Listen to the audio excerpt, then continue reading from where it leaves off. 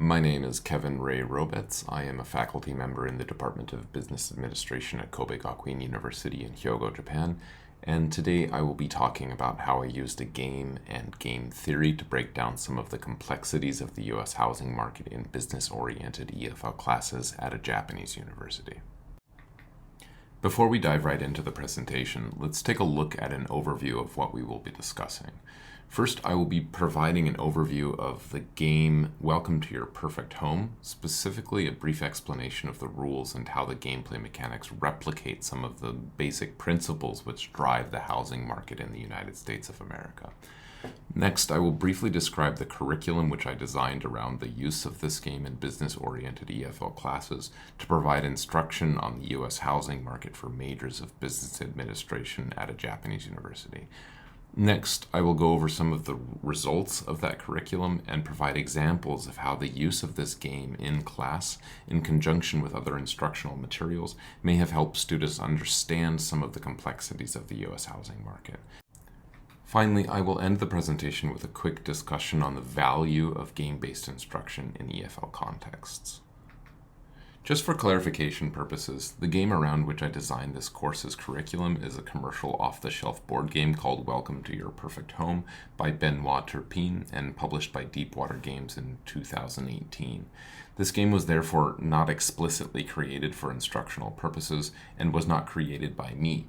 The curriculum which uses the game also made use of other supplementary instructional materials, which will be discussed in more detail later on. Let's first start with a brief explanation of the game, though. The game Welcome to Your Perfect Home, which I will henceforth refer to as Welcome To, is a game about suburban development. For those of you who might not be so familiar with the modern U.S. housing market, most U.S. cities look very similar to the image shown here of Dallas, Texas, namely large swaths of low-density single-family housing separated from the mostly commercial urban centers of the city. Welcome To is a competitive game in which players compete against each other to try and create the most valuable suburban neighborhoods in 1950s America. Value is itself created through the construction of houses and the employment of specific effect cards. It is precisely in how these gameplay mechanics work to create value which mimics some of the most basic principles of the U.S. housing market. The following explanation will provide a very brief explanation of how value creation works and evolves throughout the game. The explanation will certainly not cover all of the nuances of gameplay, and so for a more detailed understanding of the complexities of the game, I encourage you to look at the rulebook posted on the game publisher's website. I have provided links to all references in this presentation in the video description section below. At the start of the game, each player receives a board filled with 33 empty plots of land. These plots of land are arranged into 3 streets, 1 street of 9, 1 street of 10, and 1 street of 11, upon which houses are constructed. All players play simultaneously by choosing one of 3 pairs of number cards and effect cards which are drawn at the start of each turn. Value is created with one of 3 effect cards. A player can either build a park, a pool, or use a survey card, which essentially allows the player to build a fence and establish a housing estate, which will be discussed in more detail later on. 3 effect cards are randomly paired with 3 number cards ranging from 1 to 15 at the start of the hand. The player must therefore choose one of these number and effect pairings. If, for example, a player decides to build a park, the player must construct a house with the number 1. Upon building a park, 2 points of value are created. Certain effects, such as parks, must be played on the same street upon which the house is constructed. Therefore, if the 1 is constructed on the first street, the park cannot be built on the second or third streets. However, the pool effect must be built on designated spaces only. The first pool built will generate 3 points of value after the house number 4 and pool effect are both built. The point values for both parks and pools increase incrementally throughout the game, so the more parks and pools you build, the more value they can generate. Other effects, such as the survey effect, which again allows the player to build a fence and establish a housing estate to generate value, does not need to be built on the same street or that plot which the house number is built on. Therefore, if the player chooses the 5 survey pairing, the house number 5 may be built on one plot of land, but the fence may be constructed on an entirely different plot of land anywhere on the board. In this case, the fence is built on the right side of house number 1 on the first street. Once a constructed house or constructed houses are enclosed on both sides, either by survey fences or the edges of streets, then a housing estate is created. In this circumstance, a housing estate with one house has been constructed with the survey fence, and so 1 point of value is generated. Housing numbers must also be built in ascending numerical order from left to right on any given street. Therefore, house number 5, if built on the first street, must be built anywhere to the right of house number 4. Housing estates can have 1 to 6 houses within the estate. Again, because the survey effect acts independently of the house number with which it is paired, house number 15 can be built on the last plot on street 3, and the survey fence can be constructed on the first street. Constructing the survey fence 6 plots away from another survey fence means that a 6-group housing estate has been established. But the value has not yet been generated because there are still 4 empty plots of land within the planned 6-group housing estate. Value can only be generated when all housing plots within the housing estate have been built. Another effect within the game called the BIS effect or BIS effect allows the player to duplicate any previously constructed house, which essentially allows the player to build 2 houses in one turn. The player must first build the house with which it is paired, in this case on the second street, after which the player may then choose any house number on the board to duplicate, in this case house number 5 on the first street, to try and establish the 6-group housing estate. The duplicate house can be built on either side of the house which is duplicated, but in this case must be built on the right side as the left side is occupied by house number 4. In contrast to other effects, however, the use of the BIS effect will actually subtract value incrementally, so the more you use the effect, the less valuable your neighborhood will become. The temp agency effect card allows the player to adjust the house number with which it is paired, either 1 or 2 digits in either direction. The player may therefore build a house number 3 on the first street, even though the number with which it is paired was originally a 4. The players at the end of the game who use the most, second to most, and third to most temp agency effect cards generate value, with the player or players who use the most garnering the most points. The last effect card in the game is the real estate adjustment effect. The real estate effect allows the player to appreciate the value of housing estates. After the number with which the real estate effect card is paired has been built, the player can choose to increase the value up to a predetermined threshold of any of the 6 housing estate groups. Once a housing estate group's value has appreciated, that increase in value carries over to all housing estates of the same size, regardless of when they are built during the game. If the player decides to increase the value of 1-group housing estates, then the value of all 1-group housing estates changes from 1 to 3. The limit of real estate adjustments that a player can make for any given housing estate group is determined by the size of the housing estate group. So after the player has made 1 real estate adjustment to 1-group housing estates, the value will remain the same for all other 1-group housing estates until the end of the game, meaning that for 1-group housing estates to reach their maximum potential, they only need 1 real estate adjustment, whereas 6-group housing estates would need 6 adjustments. And so all subsequent 1-group housing estates built will generate 3 points of value. Finally, there are 3 city planning cards which serve as construction objectives for the player that can generate value. In this example, the player can try to construct the maximum number of parks possible on the first street, which is a total of 3, after which the player may generate either 3 or 7 points. So let's say the player builds 2 more houses with parks on the first street. Because the player has now finished the construction of the 6-group housing estate, 6 points of value are generated, plus 2 more points for the second park on the first street, plus 6 more points for the third park on the first street. Since this city plan has now also been successfully completed, the player may collect either 3 or 7 points. The first player or players to complete the construction objective generate 7 points. For any other player completing the construction objective after the first player or players who complete the objective first, only 3 points can be generated. Okay, so that is a very brief overview of how the game mechanics function and how value is generated. The game ends when one of 3 conditions is met. Any player cannot build a house for 3 turns. The act of not being able to build a house also depreciates the value of those players' neighborhoods. Any player has completed all 3 city plan construction objectives, or a player has built all houses on all 3 streets, or all cards have been exhausted, a method of gameplay limited to solo play. There are also advanced variations of the game rules, which basically incorporate the concept of a roundabout. The use of a roundabout allows the player to essentially divide a street into 2 and reset the numerical ordering of houses on that street. The use of roundabouts, however, also subtracts value incrementally from the player's neighborhood. I understand that even after hearing an explanation of the game rules, it can be difficult to grasp the nuances of how the gameplay mechanics function. So for the next part of the presentation, I'm going to detail exactly how these gameplay mechanics may function as a microcosm of the US housing market by mimicking certain economic tenets which have been key to the market's evolution into the current state that it is in. The first of these principles, which are reflected in the mechanics of the game, is zoning ordinances. If you do not know precisely what zoning ordinances are, they are, in a nutshell, the rules which govern where things in a city can and cannot be built. Research on housing markets have continually pointed to zoning ordinances as being a key driver of housing crises throughout the U.S.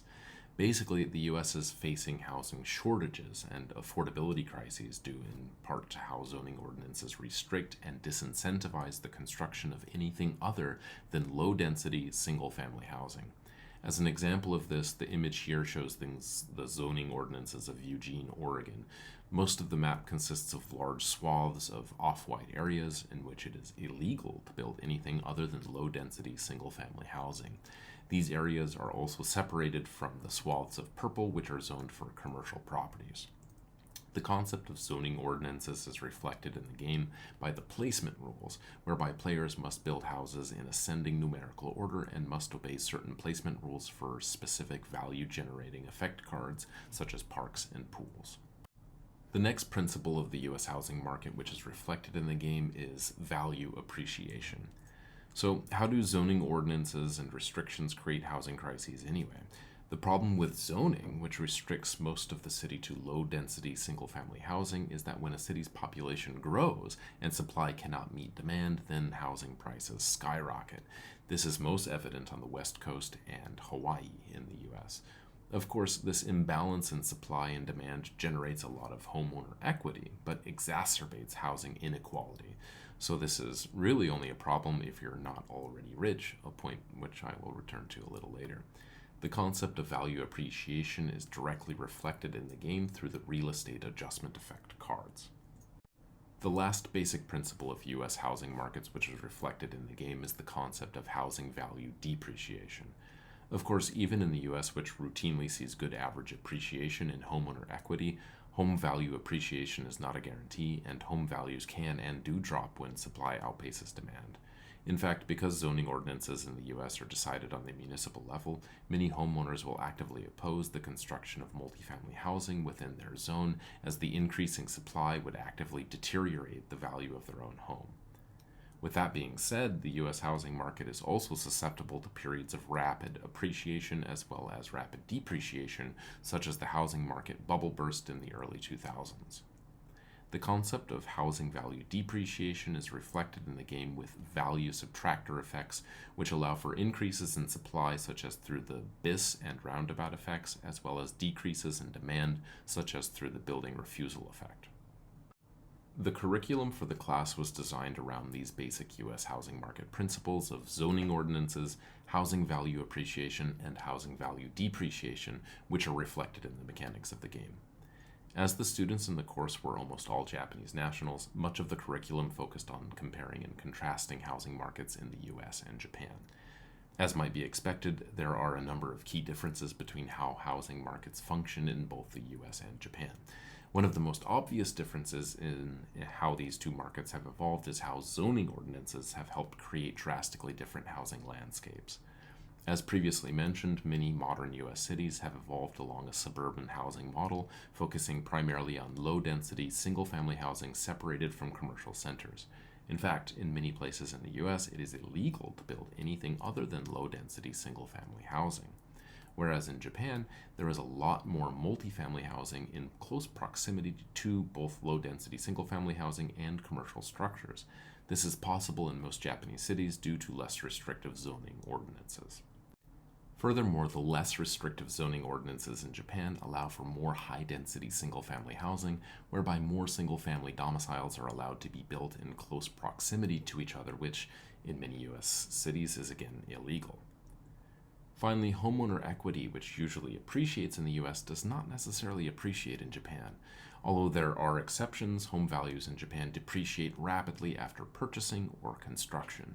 Japan therefore has a lot less obstructionism from homeowners trying to protect homeowner equity by making it difficult or outright impossible to construct multifamily housing.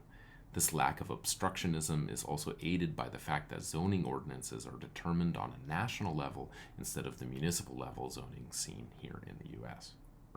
Apart from comparing the housing markets in Japan and the US, much of the curriculum focused on analyzing the gameplay mechanics in Welcome 2, developing effective in-game strategies, and then discussing how the rules of the game may be changed in order to make other strategies in the game more viable. Then these observations from the simplified structure of the game were applied to the larger and more complex real-world markets. The following research questions were therefore formulated when playing the game. Number 1, what is the best strategy to win the game? And number 2, how can these rules be changed to make it easier for different strategies to generate value in the game? Then, to apply these observations to real-world markets, the following questions were devised. Number 1, why has the US housing market evolved the way it has, and more specifically, what laws have helped shape the state of the modern US housing market? Number 2, how do these laws compare to the rules of the game Welcome 2? And number 3, how might we change housing laws in the US in order to help the US and housing developers start to unravel the housing and affordability crises the US housing market is currently experiencing? So let's take a look at some of the results of that curriculum. As chance might have it, the most effective in-game strategy that emerged in the present curriculum was focused largely on the construction of one-group housing estates, which parallel single-family housing in real-world markets. In this sense, larger housing estates such as six-group housing estates may be thought of as multifamily housing. In order to understand how one-group housing estates are the more effective strategy to generate more value within the game relative to larger housing estates, placement rules, much like zoning restrictions in real-world markets, act as a barrier to generating more value with larger housing estate groups. Although larger housing estate groups offer higher point values with less survey fences to build, the placement rules, which require housing numbers to be arranged in ascending numerical order from left to right, fundamentally restricts the kinds of houses that can be built in prospective housing estate blocks. Therefore, although the player would require 6 survey fences in order to generate 6 points from one-group housing estates, because the player can place those one-group housing estates anywhere on the board, the 6 points are on average generated much faster than it takes to populate a prospective 6-group housing estate with randomly drawn house numbers which must ultimately conform to the placement rules. A parallel of this phenomenon may also be observed in real-world markets, whereby it is easier for housing developers to build low-density single-family housing in cities instead of multifamily housing because most of the city is zoned for low-density single-family housing. Another facet of the game which makes one-group housing estates a more effective strategy relative to larger housing estate groups is the potential of value appreciation. 6-group housing estates' maximum appreciation value is 12 points after making the 6 necessary real estate adjustments. This value is double the original starting value of 6. One-group housing estates, on the other hand, mature after 1 real estate housing adjustment at 3 points, which is triple the starting value of 1. This phenomenon also has a parallel to real-world markets, whereby most homeowner equity in U.S. markets is generated in low-density single-family housing and rises even faster when access to multifamily housing is restricted.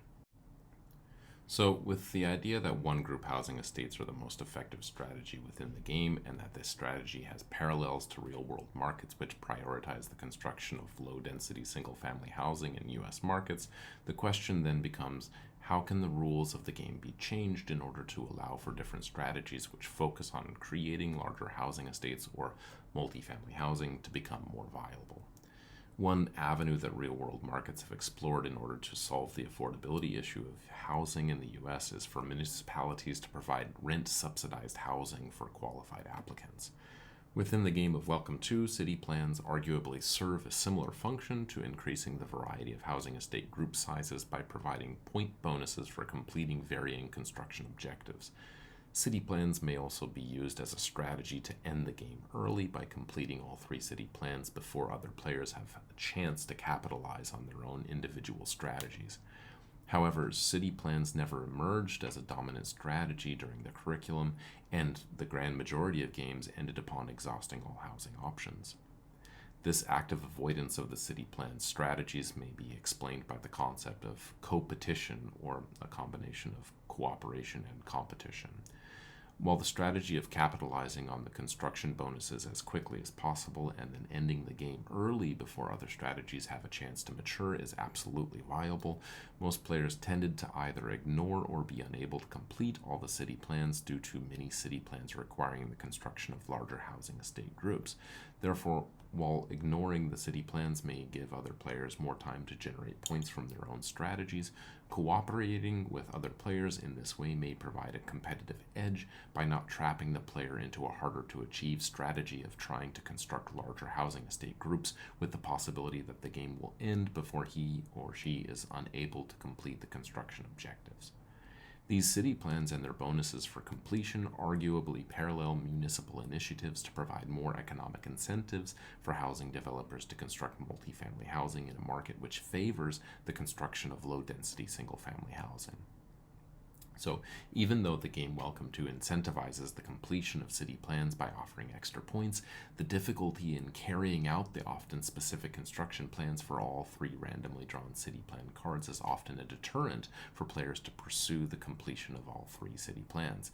In other words, the players may have more to gain by focusing on other avenues of value creation than by trying to fulfill specific city plans. Plus, completing the city plans will effectively end the game early and may actually put the player at a disadvantage if other players focused on more lucrative value creation strategies. And this is essentially what was observed in the course of this study, whereby the players would favor other avenues of value creation, such as single-family housing, and avoid completing all 3 city plans in a bid to extend the game. By leaving the higher point values of some of the city plans open, this strategy may also act to lure other players into chasing the sometimes time-consuming city plan points, effectively luring them away from other avenues of value creation. This kind of emergent behavior in the game is strikingly similar to how housing developers may choose not to pursue affordable multifamily housing construction in favor of single-family housing because of zoning barriers, which make it easier to make more money by building the easier options. So the question becomes, how can we change the rules of the game to incentivize more construction of larger housing estate groups, and how can these game changes be applied to real-world markets? The participants in this study were asked how the rules of the game could be changed in order to incentivize the construction of larger housing estate groups. Some of the participants' responses included ideas for increasing incentives to construct more multifamily housing. Student 2, for example, came up with the idea to increase the point incentives for completing the city plan construction objectives. Student 5 had the idea of changing the values of the housing estate groups, whereby the larger housing estate groups could be made to generate more value than smaller estate group sizes. These rule changes may have applications in real-world markets whereby municipalities and the federal government could increase economic incentives for housing developers to construct more multifamily housing and provide more rent-subsidized housing. Other student responses to how the rules of the game could be changed to incentivize the construction of larger housing estate groups mentioned changing the placement rules, which is tantamount to changing the in-game zoning ordinances. Student 1, for example, had the idea of allowing players to stack house numbers on top of one another. This would fundamentally alter the point generation capabilities of housing estate groups, whereby larger housing estate groups may have much higher point generating potential due to the larger land occupancy. Student 7 came up with the idea of eliminating the ascending numerical order placement rule, which would allow players to build larger estate groups much faster while still maintaining the advantage of using less survey fences to construct the housing estate group. Both of these suggestions involve, in one way or another, making zoning ordinances less restrictive in real-world markets as well. Opening up low-density single-family housing zones to other types of residences could help increase housing supply to meet demand. Overall, the participants in the study were aptly able to identify effective strategies within the context of the game, draw parallels to the real-world housing markets in the US, and then offer suggestions on how changes in the structure of the in-game rules and legislation might make other strategies more viable. One aspect which makes games like Welcome to effective in EFL contexts is how good they are at simplifying some of the more difficult aspects of instruction in EFL classrooms. First and foremost, all of the participants in this study were non-native speakers and U.S. non-residents, which means that they are largely unaware of some of the finer details of how the U.S. housing market functions. But more than that, games like Welcome to can help simplify some of the linguistic processes involved in interacting with these complex concepts in a foreign language by providing easy-to-understand examples of curricular concepts and providing multimodal reinforcement of English vocabulary and grammar, or in other words, providing visual, textual, and auditory reinforcement of the words and grammar structures used while playing the game in English. Finally, the value of the ludic element of playing games in EFL education also cannot be understated. Although there were no specific data to gauge student engagement with the game relative to the other instructional media used in the present curriculum, just as a point of observation, the students were much more engaged while playing the game than during the other lectures and in-class discussions used in conjunction with this game. Additionally, engaging and interactive curricular material such as games may also help in EFL contexts by providing concrete feedback through in-game point systems, which allow players to actively gauge how well they are playing the game and provides them the opportunity to refine their in-game strategies and interact with their understanding of the concepts presented within the game. The interactive structure of games may also help with vocabulary acquisition and retention by allowing players to play around with the vocabulary within the semi-structured, task-based context of the game's rules. So that concludes the presentation. Thank you for sticking around until the end. If you have any questions or comments about this presentation or my research in general, feel free to leave a comment in the video.